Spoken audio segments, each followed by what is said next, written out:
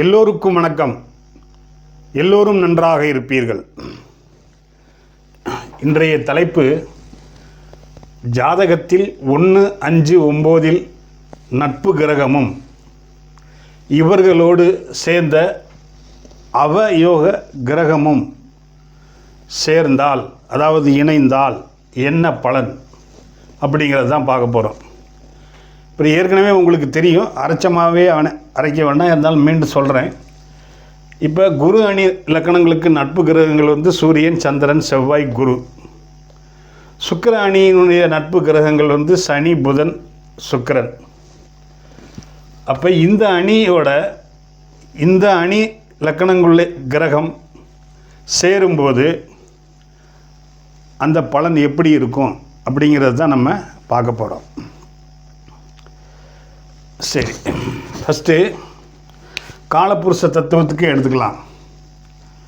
மேச லக்னம்.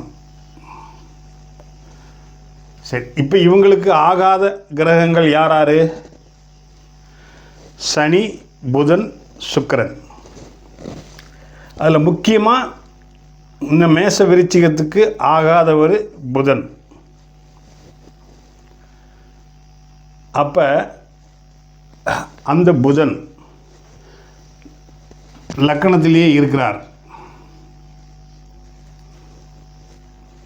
ஏன்னா இது 1ஆம் இடம். நம்ம 1, 5, 9 இருக்கிற கிரகத்தை தான் பார்க்க போகிறோம். சரி, இங்கேயே சூரியன் இருக்கிறார்.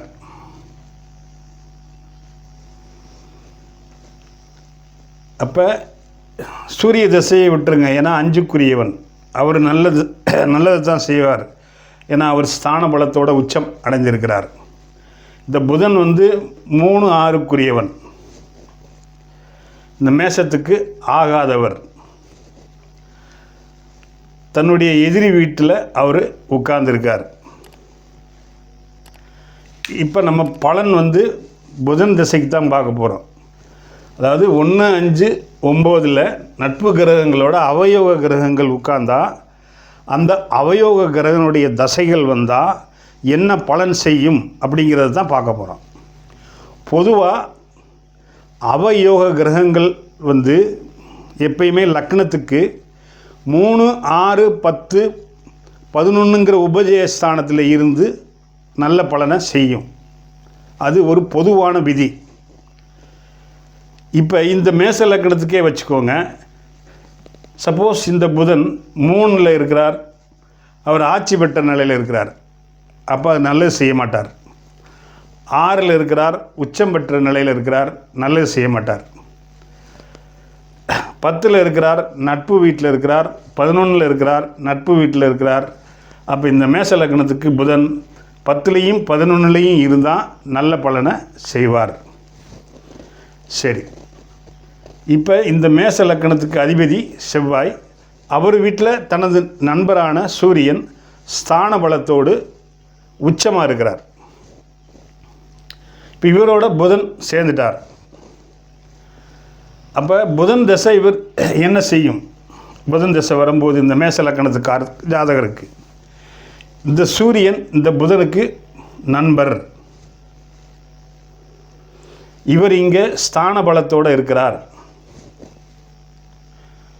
அதாவது எல்லா ஆயுதங்களுடனும் எல்லா தன்னம்பிக்கையினுடன் இருக்கிறார். இவர் தனது பிடிக்காத வீட்டினுடைய அதிபதியான செவ்வாய் வீட்டில் இருந்தாலும் தனக்கு பிடித்த நண்பர் வீட்டில் இருக்கிறதுனால, ஏன்னா அவர் அங்கே ஸ்ட்ராங்காக இருக்கார். அவருடைய நட்பு வீட்டில் உட்கார்ந்துருக்கார். சூரியன் உச்ச அடைஞ்சிருக்கார். புதனும் இவருக்கு நண்பர். அப்போ நண்பர் சூரியன் இருக்கிறதுனால அந்த கடன், நோய், எதிரி, வம்பு, வழக்கு, கோர்ட்டு கேஸ், அசிங்கத்தை அவர் தரமாட்டார்.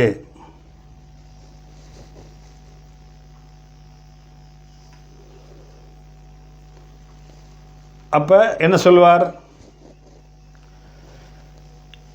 என்னுடைய ஜாதகருக்கு நீங்கள் உங்களுடைய தீய இந்த 6ஆம் இடத்தினுடைய பலனை நீங்கள் தரக்கூடாது. அப்படி ஒரு வேளை தந்தால் அந்த ஜாதகருக்கு கெடுதல் வரக்கூடாது அந்த அளவுக்கு தான் நீங்கள் செய்யணும் அப்படிங்கிற இது இந்த சூரியன் சொல்லுவார். அதனால் பெரும்பாலும் இவர் சூரியன் இருக்கிறதுனால கெடுதல் பண்ண மாட்டார். இது இயல்பாக இருக்கும்போது, ஒருவேளை சனி இங்கேருந்து 3ஆம் பார்வையாக பார்த்துட்டாலோ, இல்லை சனி இங்கே இருந்துட்டாலோ, இல்லை ராகு இங்கே இருந்துட்டாலோ கெட்டது குடி. அப்போ புதன் தசை நல்லா இருக்காது. இப்போ சூரியன் மட்டும் இருந்தாச்சுன்னா அவருடைய அந்த 3, 6 ஆதிபத்தியங்களை அவர் குறைச்சிக்கிடுவார். பெரிய கெடுதல் இருக்காது. சரி, இதே நேரத்தில் இந்த லக்கணத்துக்கு இன்னொரு நண்பரான சந்திரன் இருக்கிறார்னு வச்சுக்கோங்க. இந்த சந்திரன் ஒளி பொருந்தி, அதாவது பௌர்ணமிக்கு நிகராக இருந்தால் ஒரு பலனையும், சப்போஸ் இப்போ சூரியன் இங்கேயே இருந்துட்டார், அப்போ தான் அமாவாசையை தாண்டி இருக்கிறார். அப்போ இந்த புதன் தசை நல்லா இருக்காது. ஏன் அப்படின்னா, தனக்கு பிடிக்காத அம்மாவுடன் சேர்ந்து இருக்கிறார், தனது பிடிக்காத செவ்வாய் வீட்டில் புதன் இருக்கிறார். அப்போ அந்த 6ஆம் இடத்து பலனை அவர் கண்டிப்பாக செஞ்சே தீருவார். ஒருவேளை சூரியன் இங்கே இருக்கிறார் துலாமில்,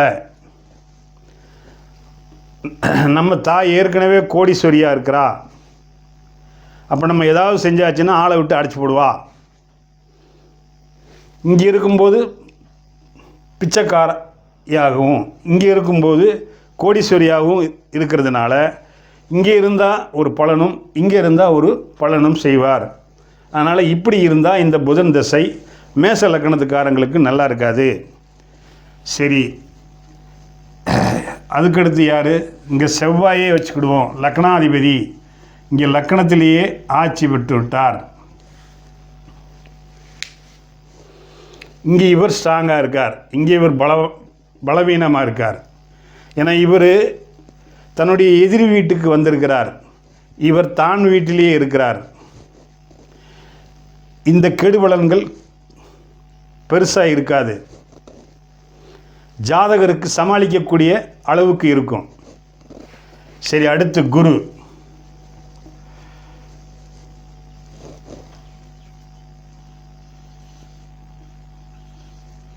குரு இப்படி இருக்கிறாருன்னா, லக்கணத்திலேயே 2 கிரகங்களும் திக்பலம் ஆயிடுச்சு.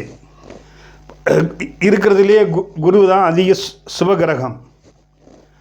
அப்போ குருவுக்கு புதன் பயந்து தான் ஆகணும். ஏன்னா குரு என்ன சொல்லுவார் அப்படின்னா, நான் நண்பர் வீட்டில் இருக்கிறேன், நீ என்னோட சேர்ந்துட்ட, நீ 3, 6 ஆதிபத்தியம் வாங்கியிருக்க, அந்த கெடுபலன்களை அதிகமாக செய்யாமல் குறைச்சி கொடு. அப்போ கடன் நோய் எதிரியில் இதெல்லாம் கொடுக்காம என்னுடைய ஜாதகருக்கு அட்லீஸ்ட் வேலையாவது கொடு. அவர் தொழிலதிபர் ஆக்காட்டாலும் அட்லீஸ்ட் ஒரு வேலையை கொடுத்து இந்த கடன் நோய் எதிரியிலிருந்து அவரை காப்பாற்று அப்படிங்கிற வேண்டுகோளுக்கு இணங்க அந்த புதன் ஜாதகருக்கு வேலையை கொடுத்து சேஃப்டி பண்ணிடுவார். சரி,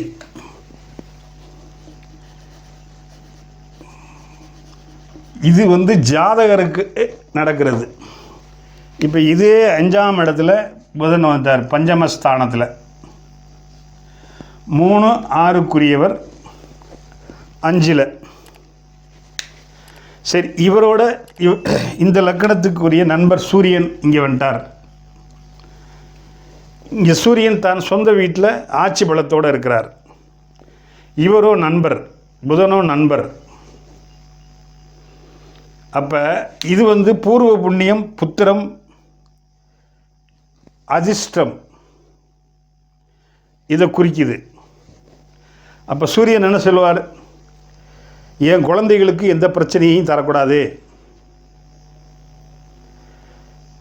ஜாதகருக்கு அதிர்ஷ்டத்தை கொடுக்கணும் அப்படின்னு வேண்டுகோளுக்கு இணங்க இந்த புதன் தன் நண்பருக்கு சூரியனுக்கு உதவி செஞ்சு குழந்தைகளை பெருசாக கெடுக்காமல் அதாவது குழந்தைகளுடைய வயதுக்கு ஏற்றாற் போல, ஜாதகர் வயதுக்கு ஏற்றாற் போல. ஏன்னா இது அதிர்ஷ்டஸ்தானம். அப்போ ஜாதகருக்கு அதிர்ஷ்டம் கிடைக்கணும், குழந்தைகளுக்கு பிரச்சனையை உண்டு பண்ணக்கூடாது, அது இல்லாமல் செஞ்சிருவார். அதுக்கப்புறம் சந்திரன், இது சேம் அதே மாதிரி தான்.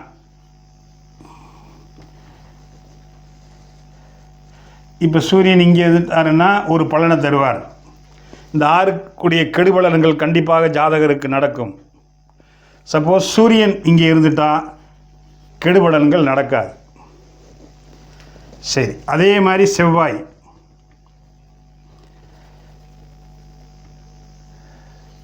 ஒன்றுக்குரியவன் 5ல், அதாவது பஞ்சமஸ்தானத்தில். இங்கு தன்னுடைய நண்பரான சூரியன் வீட்டில் அதிநட்போடு இருக்கிறார். ஆனால் இருந்தாலும் அந்த கெடுபலன் இருக்கத்தான் செய்யும். ஆனால் இங்கே செவ்வாய் இருக்கிறதுனால குறைச்சி நடக்கும். அடுத்து குரு, ஏன்னா அவரே புத்திரக்காரகன், புத்திரஸ்தானத்தில் இருக்கிறாரு. அப்போ தான் கூட இருக்கிற புதனை வந்து கெடுபலனை செய்ய விடாமல் இந்த குரு தடுப்பார். அப்போ ஜாதகரனுடைய குழந்தைக்கு எந்த பிரச்சனையும் இல்லாமையும், ஜாதகரை ஒரு நல்ல சிந்தனை உள்ளவராகவும் நல்ல ஒரு அதிர்ஷ்டம் உள்ளவராகவும் ஆக்க சொல்லி இவருடைய வேண்டுகோள் இருக்கும். அதுக்கு தக்கன புதனும் அடங்கி நடந்துக்கிடுவார். அதே மாதிரி இப்போ 9ஆம் இடத்துக்கு வந்துடுவோம். இங்கே 9ஆம் இடத்துல புதன் இருக்கிறாரு, இங்கே சூரியன் இருக்கிறாரு, தன்னுடைய நட்பு வீட்டில் இருக்கிறாரு, இது குரு வீட்டில் இருக்கிறாரு. சேம், இது தந்தைய ஸ்தானம், பாக்கியஸ்தானம்,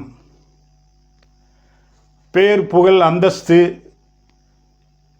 இதெல்லாம் குறிக்கக்கூடிய இடம் இந்த இடம்தான். அப்போ இவர் வேண்டுகோளுக்கு இணங்க தந்தையை கெடுக்க மாட்டார், ஜாதகருக்கு வேண்டிய பாக்கியத்தை கெடுக்க மாட்டார். அதே இங்கே சந்திரன் இருக்கிறார், பழையபடி அதே மாதிரி தான். இவர் இப்படி இருந்தால் ஒரு மாதிரியாகவும் இப்படி இருந்தால் ஒரு மாதிரியாகவும் பலனை செய்வார். இப்படி இருந்தால் கெடுபலனும் இப்படி இருந்தால் நல்ல பலனும் நடக்கும். சரி, அடுத்து செவ்வாயே இருக்கிறார். இங்கே செவ்வாய் தன்னுடைய நட்பு வீட்டில் இருக்கிறார். ஆனால் எப்படி இருந்தாலும் கெடுபலன் நடக்கத்தான் செய்யும், 2 பேருமே எதிரிகள். ஆனால் இருக்கிற வீடு குரு வீடு, குறைச்சி செய்வார், அவ்வளவுதான். சரி, அதே இது குரு இருக்கிறார் இங்கே பாக்கியாதிபதி பாக்கியஸ்தானத்தில்.